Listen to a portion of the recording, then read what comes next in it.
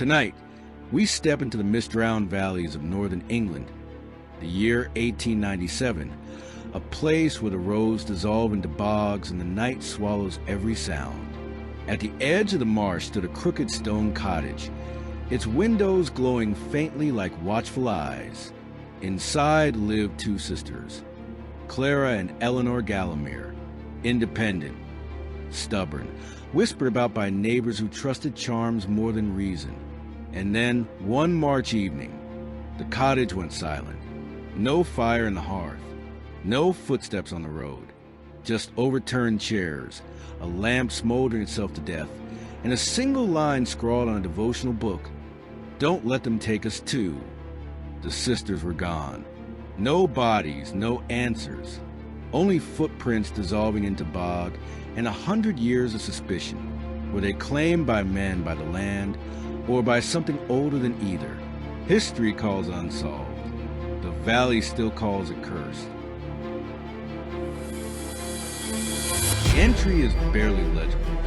The paper is warped, stained by something brown, mud, tea, or blood. No one can be certain, but the handwriting trembles across the page. "If anyone finds this, we heard them outside again."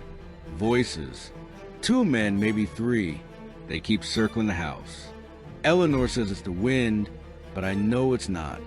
"I saw their shadows on the window last night. We shouldn't have come here. Please, don't let them take us too."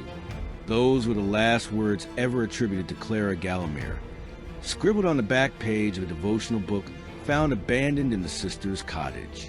A diary without dates, a warning without context, just a ghostly fragment, dangling like a ripped thread. The year was 1897. The place, a stretch of bog land in the English north, a village so small it barely existed on a map, where superstition outlived reason and neighbors whispered in the dialect of 100 years prior. Into this forgotten corner of the world, the Gallowmere sisters, Clara and Eleanor, vanished without a trace. No blood, no bodies, just overturned chairs, a lamp smoldering itself to death on the floor, and the book with its single chilling plea. Some villagers swore they saw them wandering into the marshes at night, barefoot, as if summoned. Others muttered darker things, that the sisters were cursed, that their family had dabbled in old-world rites better left unnamed, that disappearances in Gallowmere were not accidents but traditions. Every theory bloats with contradictions, every fact phrased at the edges. Were the sisters stalked by men, swallowed by the landscape itself, or consumed by something neither human nor natural? The Gallowmere case is not neat. It is not solvable in polite terms. It is a wound in history, oozing rumor, folklore, and evidence that refuses to sit quietly in a police report. And it begins with those last words, a voice pressed into paper, whispering across more than a century. Don't let them take us too. Picture England in 1897. Not the gilded parlors of London, not the prim tea services and corseted ballrooms we like to imagine when we think Victorian. No. Shift your eyes north, past the rail lines, past the soot-smeared factories, into a place where time forgot to move forward. The Gallowmere Valley. It was a half-furrow patch of land, bogs that sucked at cartwheels, forests that leaned too heavy, stone farmhouses pitted with moss and secrets. People here did not trust outsiders. They barely trusted each other. The Industrial Revolution had transformed the cities, but Gallowmere was a fossil, still bound to soil, weather, and superstition. Its villagers clung to charms, muttered prayers against the evil eye, and marked their doors with chalk crosses to keep the night at bay. And yet, despite, or perhaps because of that isolation, it had an eerie magnetism. The wealthy would sometimes travel north, in a fever for the picturesque. They'd write letters home about the authentic peasantry in the sublime wilderness, as though poverty and fog were exotic luxuries. For the Gallowmere sisters, it was not an aesthetic. It was survival. Clara was 23, Eleanor just 19 when they inherited their family's cottage after their parents' deaths. 2 young women alone, in a place that regarded independence in women with suspicion at best, hostility at worst. There were whispers that the sisters were odd, not because of anything they did, but because of what they refused. They did not marry. They did not attend church as regularly as others. They read books, novels, even philosophy, bought secondhand in the nearest town, a full day's walk away. In a community where conformity was the highest virtue, the sisters glowed like sparks in dry straw. Every choice they made, keeping to themselves, tending their own land, speaking with outsiders who passed through, fed the village imagination. People began to say the Gallowmere girls with the same intonation one uses for witches or trouble. But it was not all suspicion. Some neighbors pitied them, even admired their resolve. Stubborn but clever, one old farmhand recalled decades later, didn't bow their heads like the rest of us. Still, Gallowmere Valley was not kind to the different. The land itself seemed to resist change. Harvests failed, children sickened, livestock drowned in bog pits, and somehow the blame always needed a body to wear it. If you lived in that village, you knew you were never more than one bad season away from being accused of bringing it all on. Into that brittle, suspicious atmosphere, two sisters stood alone in their cottage at the edge of the marsh, the perfect setting for either survival or annihilation. Clara and Eleanor Gallowmere were not extraordinary women, at least not in the way history usually defines it. They weren't heiresses or revolutionaries, or criminals turned legends. They were just two sisters, orphaned young, stubborn enough to hold on to a crumbling house their neighbors thought they'd abandon. And yet, ordinary people do not leave behind mysteries that burn for over a century. Ordinary people do not vanish so thoroughly that even their shadows seem erased. Clara, the elder, had a temperament people described as serious, which, in Victorian shorthand, usually meant she had opinions. Too quick to contradict, too slow to flatter, too unwilling to play the role men expected. She had a sharp jawline, dark hair kept in a severe braid, and an uncanny ability to read silence in a room the way others read words on a page. A surviving letter from a traveling bookseller mentions her. She asked for Shelley and Byron for a woman in Gallowmere. That is the same as asking for poison. Eleanor, on the other hand, was lighter in step, softer in face, yet no less defiant. Where Clara leaned toward philosophy, Eleanor kept a small sketchbook of plants and animals she found near the marsh. She would wander off for hours, returning with muddy hems and waterlogged boots, unashamed. Children in the village liked her, though their mothers pulled them away, muttering that wildness was catching. The sisters relied on one another with a desperation most of us will never know. To the outside world, they were strange. To each other, they were home. Shared grief forged that bond. Their father gone to fever, their mother to childbirth complications. By the time Eleanor was 16, they had no one left but each other. That closeness became its own subject of gossip. In the Victorian imagination, any intimacy between women was suspicious unless neatly confined to sentimental friendship. But Clara and Eleanor were too self-contained, too devoted. When neighbors saw them walking arm in arm, whispering in their own shorthand, it made people uneasy. Not natural, one villager recalled in an interview decades later, his voice still laced with contempt.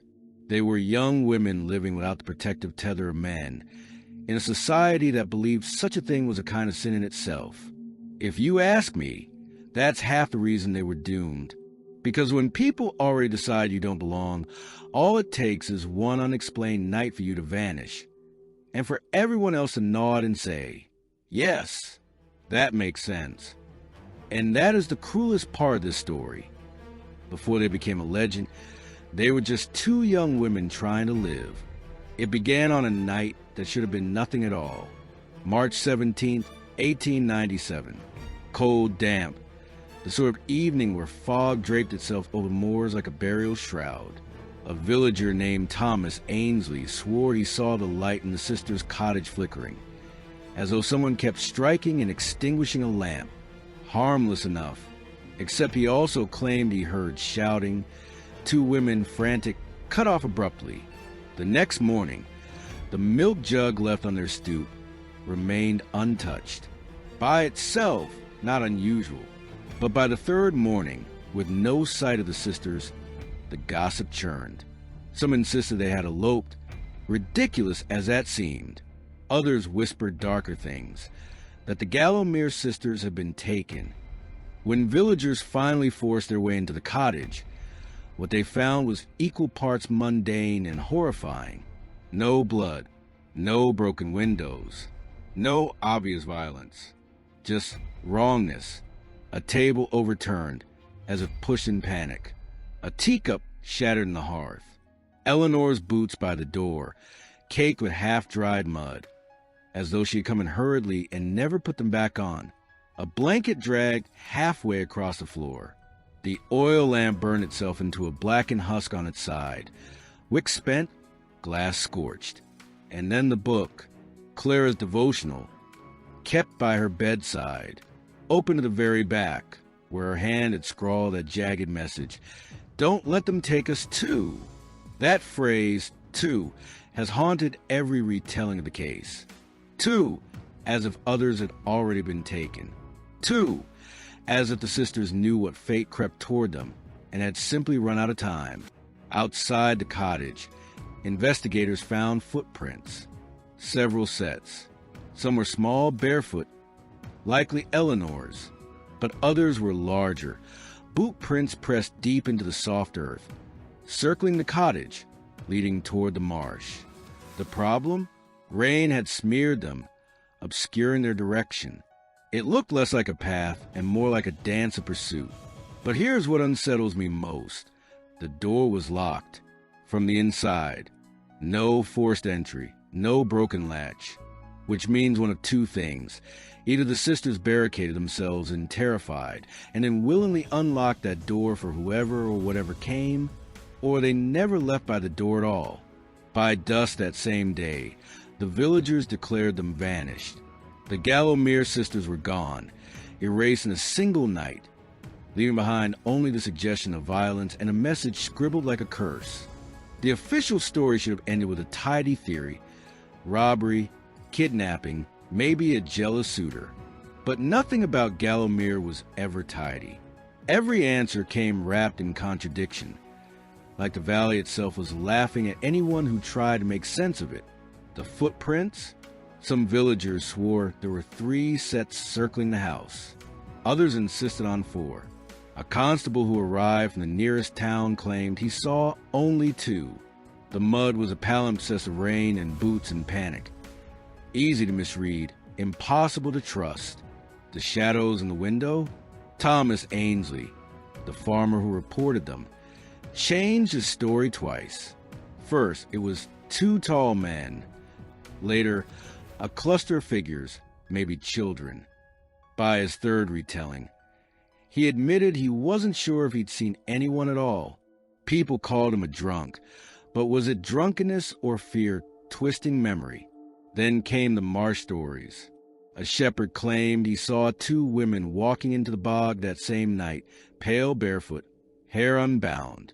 Others said the sisters were led by lantern light, following unseen guides. And one tale, hushed even then, insisted villagers themselves watched but did nothing. That maybe the sisters were given up, offered. Every retelling only widened the fracture. Were Clara and Eleanor abducted? Did they drown in the bog, swallowed by mire? Or was something older at work, something villagers feared too much to name directly? The diary entry, the desperate plea, only muddied things further. What did Clara mean by 2? Had there been other vanishings that went unspoken? Or was she referring to the Gallowmere family's history? Its whispered curses, the rumor of a great aunt who disappeared decades before? Here's a maddening part. Official police reports were sparse, almost insultingly so. A few paragraphs about 2 spinsters presumed fled, and the inconclusive condition of the residence. No search parties lasted more than a week. No bodies were dragged from the bog. By summer, the authorities had stopped pretending to care, but the village could not let it rest. Every creak of wind in the chimney, every echo in the marsh carried their names. Doors were locked earlier, charms chalked heavier on lintels, and children were warned, do not wander. The Gallowmere girls are still out there, and they're not alone. The deeper you look, the less it feels like an investigation and more like quicksand. Struggle to make sense of it, and you sink further into absurdity, superstition, and the gnawing suspicion that the truth was buried on purpose. If you can call it an investigation. The local constable scribbled a report so lazy it could have been written from a pub stool. House in disarray. No signs of foul play. Women presumed to have departed of their own accord. That was it. 2 lives, boiled down to the bureaucratic equivalent of a shrug. But not everyone was willing to let the matter dissolve. A London journalist, one of those scavengers who thrived on Victorian mysteries, took the train north to sniff around. His articles, lurid and condescending, painted the sisters as either tragic innocents or dangerous degenerates, depending on what would sell more copies that week. He mentioned the overturned table, the footprints, the diary entry, and then he gilded it, spoke of ritualistic arrangements, of heretical tracts supposedly found in their bookshelves. Nonsense, likely. But once ink hits paper, rumor becomes scripture. Theories multiplied. The rogue suitor theory, that Clara rejected a man, maybe a laborer, maybe a visiting merchant, and was punished for it. Romantic violence was a Victorian's favorite explanation for any missing woman, as though every tragedy must be reduced to a melodrama. The bog death theory, that the sisters wandered into the marsh, confused or delirious, and drowned. Simple, natural, tragic, except no bodies, and bogs preserve what they take. A decade later, when other peat diggers pulled up ancient, leather-skinned corpses from the mire, people muttered, why not Clara and Eleanor, if that was truly their fate? The village collusion theory, darker, that the villagers themselves drove them out, or worse, a scapegoat ritual, a collective silence. After all, how many times have entire communities decided someone was other and made them disappear? Look at witch trials. Look at lynchings. History is practically built on such silences. And then, of course, the supernatural account. That they were taken, not by men, not by marsh, but by something else. Voices in the night, lanterns moving where no hands carried them, the strange shadows at the window. Folklore in the valley was full of marsh spirits, corpse lights, and fetches, ghostly doubles that came to claim their living twins. When you live on land where fog erases a horizon, is it any wonder people believe the world itself can steal you? But here's what unsettles me most. The sisters knew they were being watched. Clara wrote it, saw it, felt it. Don't let them take us too. That doesn't sound like a bog accident. That doesn't sound like lovers' quarrels. That sounds like something was circling, waiting. An investigation? It ended with silence. Theories piled up, contradictions tangled together, and the sisters remain gone. No closure, just a hollow where truth should be. Every mystery has that one moment where it seems like the ground might give way, like the case could finally snap open. For the Gallowmere sisters, that moment came 2 years after their disappearance, then collapsed into something far stranger. A hunter named Edward Rains claimed he found a strip of cloth snag on brambles deep in the marsh. Weather bleached, torn, faintly floral. He swore it matched the dress Eleanor was last seen wearing. Villagers rallied. Finally, evidence. Something tangible. The cloth was brought to constable, paraded before neighbors. Women whispered, men spat, children stared wide-eyed. But the constable, ever useless, declared it nothing more than an old rag, likely blown by the wind. He refused to log it. No search followed. Edward Raines, furious, insisted he'd seen more, what looked like bones half sunken, pale as driftwood. He went back to retrieve them. Days passed. He never returned. Yes, you heard that correctly. The man who claimed he found evidence vanished as well. His gun and pack were discovered leaning neatly against a tree. Him? Gone. Like smoke. After that, hysteria seeped into everything. Villagers said they saw figures at the edge of fields at dusk. 2 women, hand in hand, faces turned away. Livestock bolted at shadows. Dogs howled at nothing. Mothers told their children not to speak the sisters' names aloud, as though words themselves could summon them. This was a turning point, where fact collapsed into folklore. The sisters' absence no longer felt like a crime. It felt like a haunting. Every time someone tried to pull the story back into reason, something else snapped it loose. No bodies, no arrests, no explanations. Only vanishing layered upon vanishing. By 1900, people were saying the Gallowmere sisters were no longer gone. They were waiting, that they had become part of the bog, absorbed, eyes open just beneath the waterline. Lanterns flickering at night weren't miners or poachers. They were Clara and Eleanor, luring the living to join them. The case should have been about 2 missing women. Instead, it became an infection. Every retelling distorted. Every witness contradicted. Every attempt at logic drowned in the marsh. What began as tragedy had become something worse. A story that eats itself alive. And through all of it, Clara's words linger like a splinter in the brain. Don't let them take us too. The note of certainty, the absolute conviction that they had come before and would come again. Resolution.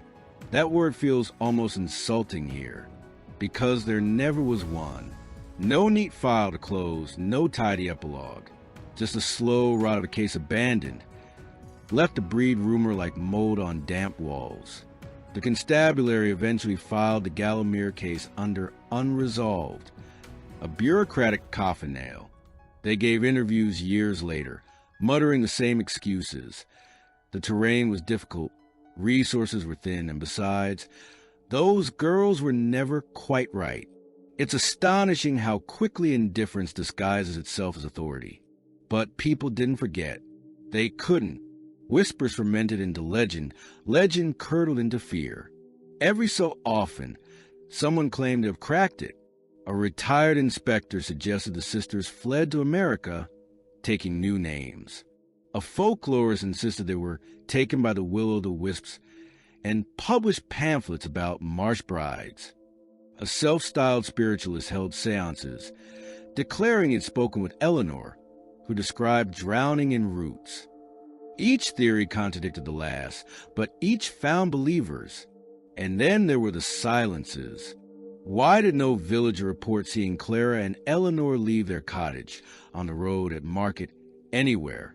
In the weeks before, why did the authorities never dredge the marsh thoroughly, despite claims of bones and cloth? Why was Edward Raines' disappearance brushed aside as coincidence? Too many loose ends, ignored with surgical precision.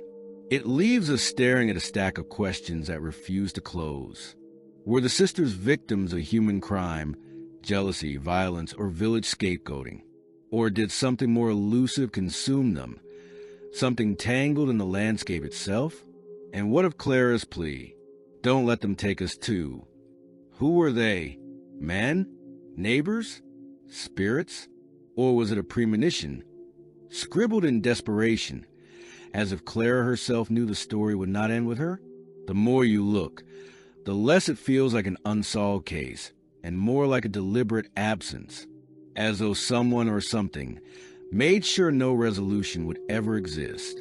A vanishing design not just to erase 2 sisters, but to infect every attempt at explanation. And that is where the Gallowmere case remains, unresolved, unyielding, and unbearably present. Not a closed chapter, but a wound that refuses to scar over. What happens when two women vanish into thin air and the world shrugs?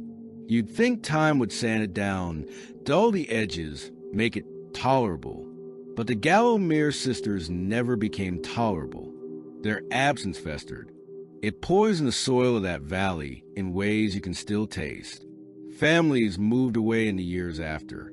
Not many, because poverty is a leash, but enough that whole cottages sat empty, roofs caving in like broken ribs. Superstition metastasized. Children were warned, don't play near the marsh or the sisters will claim you. Farmers muttered over their livestock, carving crude protective runes into barn doors.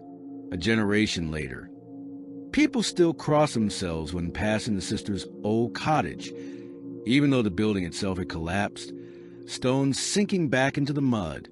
Culturally, the case became a parable. To Victorians, it was cautionary. Two young women living alone, refusing protection of husbands or community, meeting a fate that seemed almost earned in their eyes. That moral was repeated like scripture. Independence is dangerous. Defiance invites doom. It's obscene, but it's there, baked into the newspaper clippings, the sermons, the village gossip. Yet at the same time, the sisters became symbols of resistance. Folklore reframed them not as victims, but as presences. Some said their ghosts wanted the moors, luring cruel men to their deaths. Others claimed they whispered warnings to women who found themselves trapped, urging them to run before it was too late. In some tellings, Clara and Eleanor were not consumed by the marsh. They became part of it, watching, waiting, punishing. The legacy fractured. Scholars debate the real story. Folklorists collect the supernatural one. Feminists reclaim the sisters as figures of defiance, while local children just grow up terrified of bog fog. That's what's so perverse about history. Tragedy gets recycled, repackaged, absorbed until nobody can remember where fact ends and myth begins. And yet, ask anyone who's walked a valley on a mist-heavy night, and they'll tell you the same thing. The silence feels wrong. The air seems crowded. The marsh doesn't just stretch around you. It presses in, suffocating, as though the land itself is remembering. The sisters didn't simply vanish. They etched themselves into the fabric of that place, into the cultural bloodstream, whether by crime, by accident, or by something older and nameless. They linger. They force you to feel them. And maybe that is their true legacy. Not absence, but a presence so unresolved it outlives a living. There's a thought I can't shake, like a splinter under the skin, festering. The idea that some vanishings are not meant to be solved at all, that they're not puzzles, but traps. The Gallowmere sisters, maybe they weren't taken. Maybe they were offered by a community eager for someone to blame, by a world eager to punish women who dared to live without permission, by history itself, which swallows the inconvenient and leaves only rumor in its place. Think of that diary line again. Don't let them take us too. It is not a plea for survival. It is a prophecy, as if Clara knew their fate wasn't unique, that whatever had stalked them was bigger, older, insatiable. And isn't that true? Haven't we seen it repeated endlessly? Women erased, their stories twisted into warnings, their lives reduced to legend while the machinery of silence keeps grinding forward. I imagine the sisters not as corpses in the bog, but as a question we are still failing to answer. Their absence is weight. It tugs at every retelling, every theory, every fearful glance into the fog. It whispers that what happened to them is still happening, in different valleys, under different names. And here's the cruel irony. We keep talking about them because they vanished. If they had lived ordinary, quiet lives, they would be forgotten entirely. Their resistance, their stubbornness, their refusal to fit, they only echo now because something snuffed them out. That is the monstrous trick of history. It remembers women best when they are destroyed. So when you hear the story of the Gallowmere sisters, Don't think of them as victims of some quaint folk mystery. Think of them as a wound that never closed, as voices that still demand, who is A, and why are they still taking us? Because the truth is, Clara was right. They never stopped. But here's the part no one likes to mention. In 1972, during renovations on the grounds where the Gallowmere cottage once stood, workers uncovered something buried beneath the foundation stones. A tin box. Inside were scraps of paper, water-stained, almost illegible. Most were blank with mold, but one fragment remained clear, in handwriting that matched Clara's last entry. It read, "They said it would end with us. They lied." The fragment was quietly taken, documented once, and then vanished from archives. Officially, it doesn't exist. But if you ever ask the old families of Gallowmere about it, they'll look at you with that same shuttered expression and tell you, don't dig too deep. Hello everyone, and thank you so much for listening. As usual, please leave any comments or feedback you may have, and I hope to see you all again in the next case.